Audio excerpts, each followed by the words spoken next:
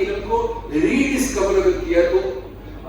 Granada کے یا Spain کے عربوں نے کیا، اور وہی نالج بعد میں اٹلی پہنچا، پھر یورپ پہنچا، اور یہ کلیسا اور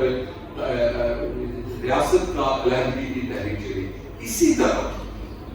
جو سلطان احمد تھا اس کے داماد یہ علمبردار کر کے ابھرا، اور اس نے تراجم کا آغاز کر دیا، جو لٹریچر فرانس میں، یورپ میں، آسٹریا میں، جرمنی میں، یہ سارے یورپ میں ہو رہا تھا۔ یہ ایک ایسی فکری تحریک تھی جس کی وجہ سے وہاں پر صدیوں سے موجود جو جمود تھا، خصوصاً علماء کرام کا، شیخ الاسلام کا، یعنی چہری، یہ جنی سری نہیں ہوتا، یعنی چہری یعنی کہ نئی فوج، مقدس فوج جس کو ہولی واریئرز کہتے ہیں، جو پک کیے جاتے تھے۔ اس کی اگر آپ سوال کریں گے تو میں ایسے سوالوں کا جواب دینا پسند کروں گا۔ اور اس نے ایک کمیٹی بنائی 25 لوگوں کے ٹرانسلیشنز کی، کہ جو سائنٹیفک نالج یہ جو یورپ ابھر رہا ہے اس کی وجہ ہے کیونکہ آٹومن کی شکست ہونا شروع ہو گئی ملٹری بھی۔ تو یہ اس کے بعد یہ ہوا کہ 1720 میں سلطان نے محمد فیض چہلوی ایک شخص ہے، اس کے بغیر ماڈرن ترکی کی تاریخ نامکمل ہے، اس کو باقاعدہ سفیر بنا کر پیرس میں بھیجا کہ آپ وہاں جائیں، خالی سفیر نہ بنے، وہاں کی فیکٹریاں دیکھیں، وہاں کے دانشوروں کو ملیں اور جانیں کہ فرانس کیوں امرچ کر رہا ہے۔ تو باقاعدہ محمد فیض چہلوی نے industrialisation, scientific approach, scientific knowledge کو مطالعہ اس کی ڈیوٹی میں شامل تھا۔ اور اس کے بعد ایک شخص ہے ابراہیم متفرقہ، یہ دوسرا اہم شخص ہے۔ یہ ہنگری کا ایک نو مسلم تھا، اور اس نے ابراہیم پاشا کے ساتھ مل کر دنیا میں آٹومن نے پہلا چھاپا خانہ لگایا، اور یہ چھاپا خانہ 1727 میں لگا، لیکن چھاپا خانہ 1525 میں، وہاں 1587 میں موجود تھا آٹومن امپائر میں، لیکن وہ آٹومن کا اپنا چھاپا خانہ نہیں تھا، یعنی کہ نان مسلم کا تھا، اور وہاں کوئی اسلامی کتاب، قرآن پاک، حدیث، سائنس، نالج، کوئی چیز چھاپنے پر پابندی تھی۔ تو آٹومن نے اس سرپرستی میں جو ابراہیم متفرقہ تھا، اس نے 1727 میں پہلا چھاپا خانہ لگایا، اور اس چھاپا خانہ کے ذریعے دیکھیں نالج جو ہے نا، بیسک نالج، وہ کسی پولیٹیکل موومنٹ کی بنیاد ہوتی ہے۔ ابراہیم پاشا نے روشن خیالی اور جدیدیت کا ترکی میں، آپ ٹرکس آر 100% لٹریٹ، مجھے لوگ واٹس پر بھیجتے ہیں عجیب و غریب چیزیں، وہ ادا ترک کے خلاف بھیجتے ہیں، صافی بات کروں گا، میں نے کل جا کے ترکوں سے پوچھوں، وہ تو آپ سے زیادہ پڑھے لکھے ہیں، 100% لٹریٹ ریٹ ہے وہاں پہ۔ تو ابراہیم پاشا نے جو روشن خیالی کی تحریک شروع کی، علماء کرام نے اس کے خلاف فتویٰ جاری کر دیا اور اس کو قتل کی سزا کے لیے قرار دیا۔ اس کے بعد جو اس نے اسی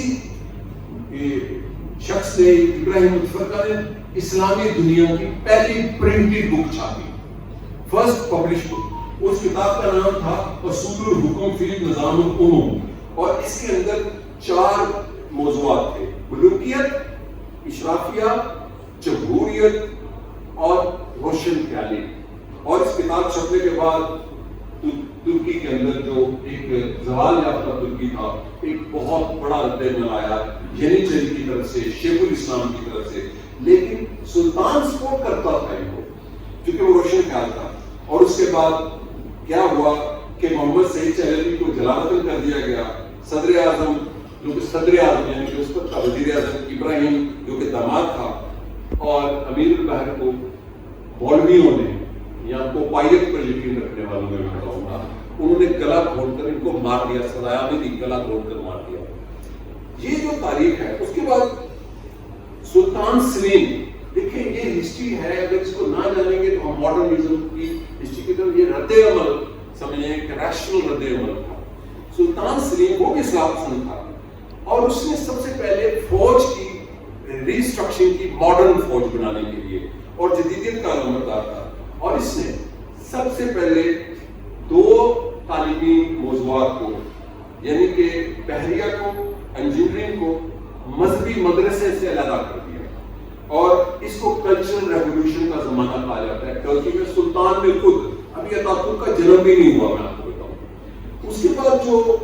یہ جو سلطان سلیم کا زمانہ ہے یہ وہ زمانہ ہے جب بلکان میں بغاوتیں شروع ہو گئی، خصوصاً سربیا میں 550 سال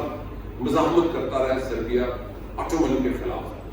واحد قوم ہے جو 550 سال لڑتی رہی ہے، ان کا بلیک ہینڈ ایک آرگنائزیشن کی جو بھی ہے جو ریاسسٹ یا فیشسٹ یا نیشنلسٹ ہے، اسی طرح بلغاریہ اور یونان کے 3 ملکوں میں وہ سب جنگوں کا آغاز ہو چکا تھا۔ تو اس جنگ میں جو اس کی جدید فوج لڑنے گئی تو یہی چلی اور علماء کرام نے مل کر سلطان کا تختہ الٹا اور اس کو قتل کر دیا، یعنی سلطان کو۔ اس کے بعد سلطان محمد دوم کا زمانہ ہے 1808-1839، یہ پریگمیٹک تھا، اس نے ذرا بڑا ایک جس کو کہنا مفاہمت کی لائن لی، لیکن یہ جدیدیت کا یہ بھی حامی تھا، یہ سلطان بھی، اور اس نے موقع آنے پر 1826 میں جنی چلی مقدس فوجی جو ہوتے ہیں وہ اس کا اگر آپ سوال کریں گے میں بتاؤں گا بھرتی کیسے ہوتے ہیں، ان کا کلا کما کر دیا اور نیا ریاستی ڈھانچہ، چونکہ ریاست جس کو ہم خلافت کہتے ہیں وہ بسیدہ ہو چکی ہے، اس کی خلافت کی کوئی طاقت ہی نہیں تھی، خلافت کیا وہ مملکت ہی سپٹ رہی تھی، اس کی سرحدیں سپٹ رہی تھی، اس کی ترقی رکی تھی، اس کا GDP کوئی نہیں تھا، تو اس نے ایک نیا قانون پاس کیا باقاعدہ، اس نے کہا علماء کرام سیاست میں حصہ نہیں لے سکتے۔ یہ وہ ماڈرنائزیشن آج کے ترکی کو 1923 سے شروع نہیں ہوتا، اور اس نے وہ پہلا سلطان تھا، اس نے کوٹ پتلون پہنا، اس سے پہلے پہننا یہ کفر میں آتا تھا کوٹ پتلون، لیکن اس نے کوٹ پتلون پہنا، اور اس کے ایک ساتھی نے صادق رفت پاشا نے باقاعدہ ایک تحریک چلائی، اور اس کے بعد سلطان عبدالحمید ویری امپورٹنٹ 1861 اور 1829 میں اس نے پہلی ریفارمز کی سیکولر، جس کو تنظیمات کہتے ہیں، تنظیمات کے بغیر آج کا ترکی نامکمل ہے، اور تنظیمات میں اس نے خود آئینی اصلاح کی جس کا نام ہے خط ہمایوں۔ جب آپ استنبول جاتے ہیں نا اور آیا صوفیہ سے نیچے آتے ہیں کام چلتے چلتے تو سارے پاکستانی گھومتے ہیں، وہاں ایک گلہانے پارک کے ساتھ ایک بلڈنگ ہے یوں کر کے بڑی سی، یہ ان کا اصل میں سیکرٹریٹ تھا، اس کا نام بھی باب ہمایوں ہے، اور اس نے اس میں یہ لکھا خط ہمایوں میں کہ ہم ایک ملت ہیں، مسیحی، یہودی، آرمینین، جارجین، جو بھی کرسچن، آرتھوڈکس، ہم ایک قوم ہیں۔ لیکن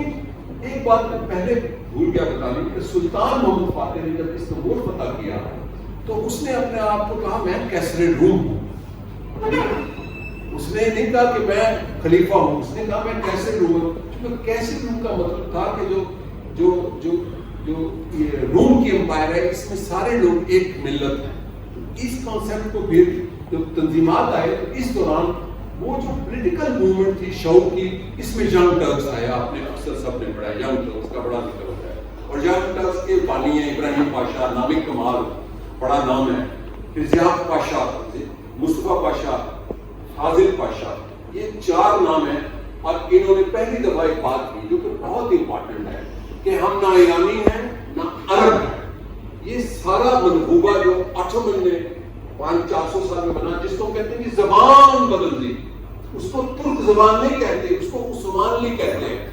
بڑی ٹیکنیکل بات ہے، وہ دربار کی زبان تھی اور وہ فارسی انفلوئنس تھی اور کچھ عربی انفلوئنس تھی، تو جو نیشنلزم کا جو کانسیپٹ ہے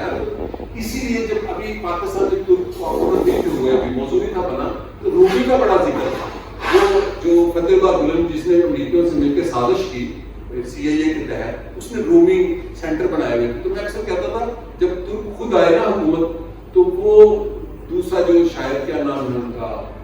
نام یونس Emre, so they believe in Yunus Emre,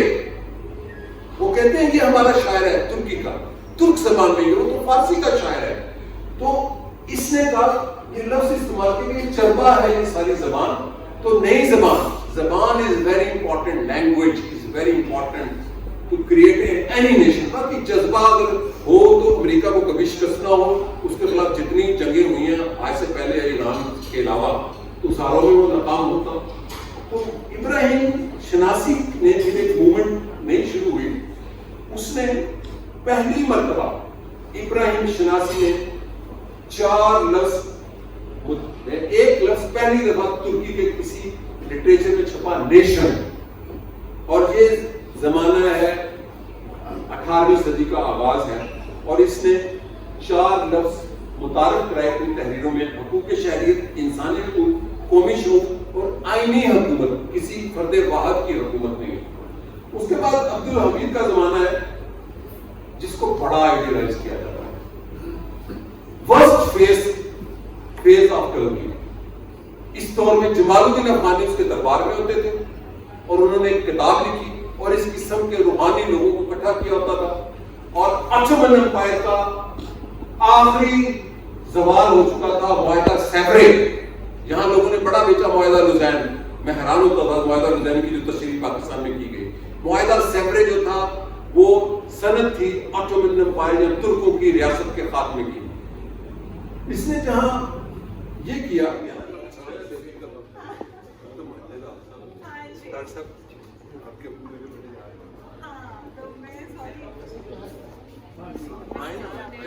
number ले मेरे से,